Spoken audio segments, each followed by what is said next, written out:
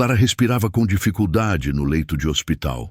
Seu corpo enfraquecido lutava pela vida, mas seu coração estava cheio de rancor. Enquanto familiares choravam ao redor, ela não pensava em despedidas ou em paz. Sua mente repetia uma única palavra: vingança. Não havia resignação, apenas ódio pelo homem que ela acreditava ser o responsável por sua dor. Quando seus olhos se fecharam pela última vez, esperava encontrar descanso. Mas ao abrir os olhos novamente, estava em um lugar estranho. Não havia claridade, nem música suave, nem presença acolhedora. Apenas um breu opressor, profundo, que parecia esmagar sua alma. Seus pés afundavam em um solo viscoso, úmido, que soltava vapores escuros. A sensação era sufocante. Ela tentou gritar, mas sua voz não ecoava, retornava apenas como sussurro. De repente, ouviu lamentos ao longe. Vozes que choravam, gemiam e murmuravam palavras sem sentido. Clara caminhou, confusa, tentando entender. O ar pesado parecia cortar sua respiração. Um frio intenso a envolveu. Então compreendeu. Havia morrido, mas aquilo não era o céu, tampouco o inferno que lhe ensinaram. Era algo diferente. Era o umbral. Ali, o tempo parecia não existir. Clara andava por vales de sombras, onde almas perdidas se arrastavam sem rumo. Alguns corriam em desespero, outros gritavam por socorro. Era um cenário de dor e desolação. De repente, as lembranças de sua vida começaram a surgir diante dela. A traição sofrida, as humilhações guardadas em silêncio, as palavras cruéis que um dia a feriram profundamente. Cada memória se repetia sem cessar, como um filme que nunca terminava. Ela revivia a dor com intensidade, e o rancor a consumia ainda mais. Nessa prisão sem grades, o ódio era alimento. Quanto mais alimentava seus pensamentos de vingança, mais pesada e cansada se tornava. Até que uma figura conhecida surgiu diante dela. Era ele, o homem que tanto odiava. Mas não estava pleno, nem triunfante. Aparecia distorcido, em trevas, perdido em seu próprio tormento. Clara tentou atacá-lo. Gritou maldições. Mas, ao invés de feri-lo, sentiu suas próprias forças se esvaindo. Ao redor, começaram a surgir formas disformes. Eram espíritos sombrios, com rostos contorcidos e olhos vazios. Se aproximaram sorrindo de maneira cruel. Sussurravam em seu ouvido: "Não perdoe. Ele merece sofrer. Mantenha o ódio." Clara, enfraquecida, não resistiu àquelas vozes. Elas a embalaram em revolta, alimentando ainda mais sua prisão interior.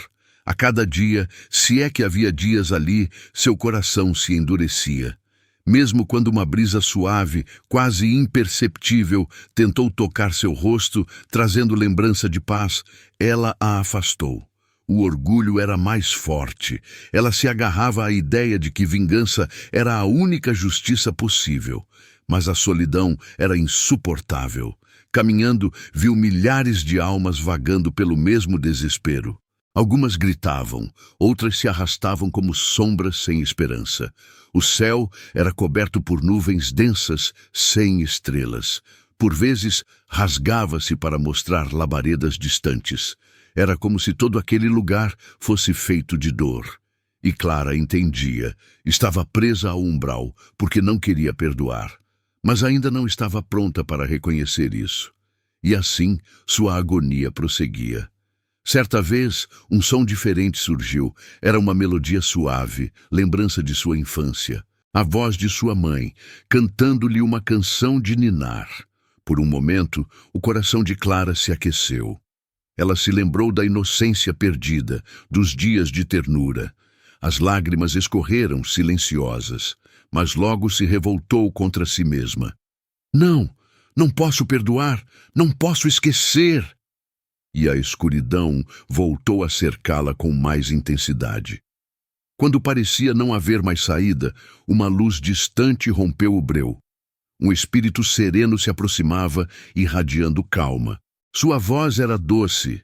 "Filha, Liberte-se desse ódio. Você não está sozinha. Clara fechou os ouvidos, recusou olhar. Virou o rosto como quem rejeita a água em meio à sede. A sombra da vingança era mais confortável do que a ideia de perdão. O espírito suspirou e se afastou, deixando-a novamente no vazio. E então, como castigo por sua recusa, Clara foi arrastada por entidades sombrias. Carregaram-na a regiões ainda mais densas. Ali, a lama chegava até a cintura. O frio cortava como navalha. E os gritos se tornavam rugidos. Exausta, Clara caiu de joelhos. Já não havia forças para odiar, apenas cansaço.